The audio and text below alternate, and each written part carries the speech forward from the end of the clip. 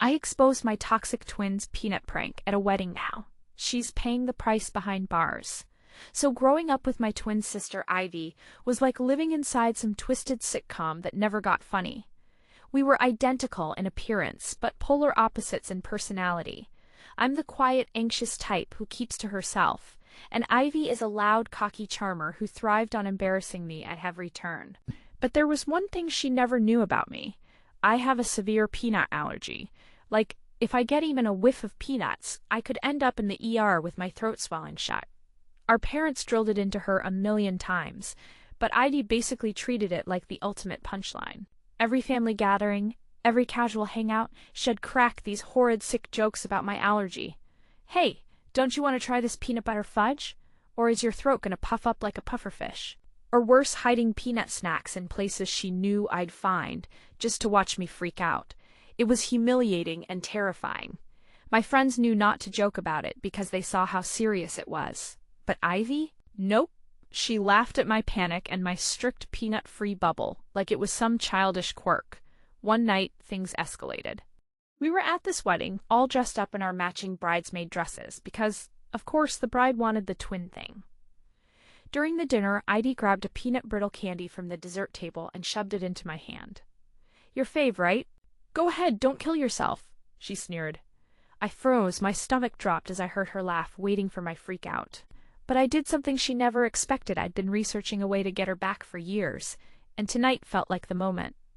I smiled sweetly, took the candy, and said, Thanks, Ivy. Oh, did you want to see what happens when you push someone too far? Fast forward 5 minutes, and I started choking. But here's the catch, I wasn't allergic to peanuts that time. I had taken an emergency allergy kit with me, plus an EpiPen, and prepared myself with a signal to our waiter, who was actually my friend I had in on the plan. When I collapsed, Ivy panicked and screamed for help. That's when my friend slipped away quietly, called emergency services. But here's the punchline. The call didn't say I was allergic. It was Ivy who got reported, not me. Apparently undercover cops were mingling at the wedding because it was kind of a sketchy place, old mob ties and all.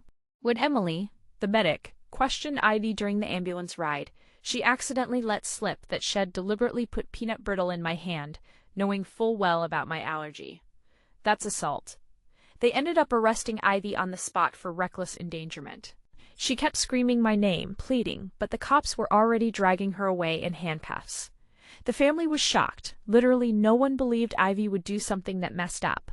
But the evidence was clear. Security footage confirmed her actions, and my story matched. Later, when Ivy was out on bail, our parents called me crying, thanking me for stopping her before she hurt me for real. She tried to gaslight and torment me with jailhouse calls. But by then, I was already 2 steps ahead, having cut all contact and moving out to start fresh. It felt good. No. Great to flip the script and finally have Ivy face real consequences for her cruelty. She made my allergy her joke for years, so I made her get arrested as my punchline. Some things you just can't let slide. And sometimes, the best revenge is letting the law do the dirty.